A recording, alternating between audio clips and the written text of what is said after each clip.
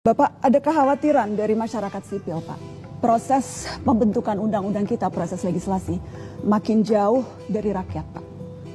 Tidak ada partisipasi publik yang bermakna.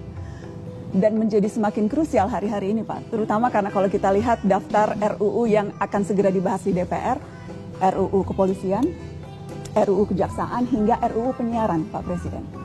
Dan dalam berbagai RUU ini tampak ada pola yang mirip, Pak. Wewenang aparat negara diperbesar, warga negara diperkecil perannya. Saya spesifik mau bertanya soal RUU Polri, Pak. Karena di situ tampak bahwa kewenangan kepolisian akan ditambah, padahal justru isu krusialnya adalah pengawasan yang minim. Dilihat dari berbagai abuse of power yang dilakukan oleh aparat, dari mulai kasus pelecehan seksual perwira, dari mulai korupsi, dari bagaimana aksi kekerasan yang dilakukan aparat. Saya ingin tahu pendapat Bapak sebagai presiden pribadi. Bapak setuju polisi perlu diperluas kewenangannya atau justru malah harus ditambah pengawasan dan wewenangnya diperkecil, Pak Presiden? Baik, saya jawab ya. Jadi terima kasih. Ya, ini akan saya perhatikan. Saya memang percaya dengan sistem ya. Tadinya Menko Polkam, habis itu Kapolri. Kan ada juga Kompolnas, ya kan, itu juga terdiri dari tokoh-tokoh gitu kan.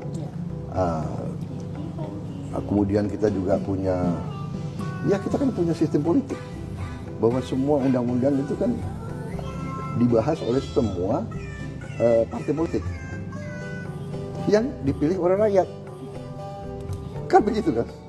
Ya, jadi itu ya. Tapi terima kasih masukan itu, saya akan kasih perhatian khusus sekarang.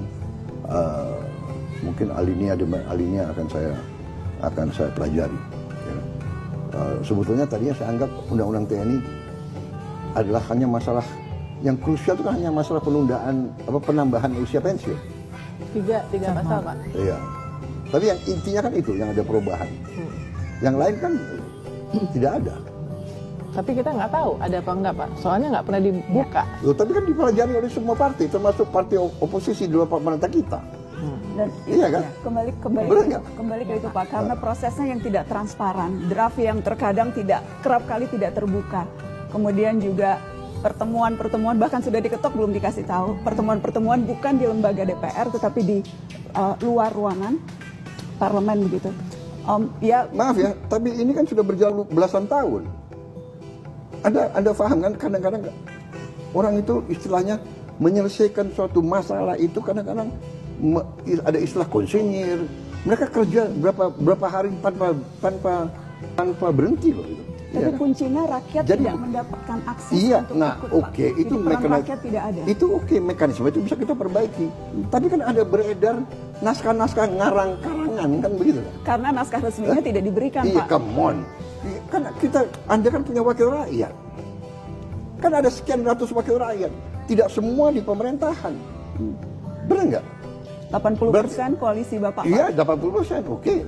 Tapi kan kalau mereka tidak setuju, bagaimana? Jadi dalam arti, mari kita koreksi itu. Kalau tidak puas dengan transparansi, kita bikin transparan. Tapi jangan ngarang gitu loh. Ya kan? Ngaku bahwa ini draft. Ya kan? Orang kita aja belum, saya sendiri sebagai presiden belum bikin surat ke DPR. Surpres. Iya kan?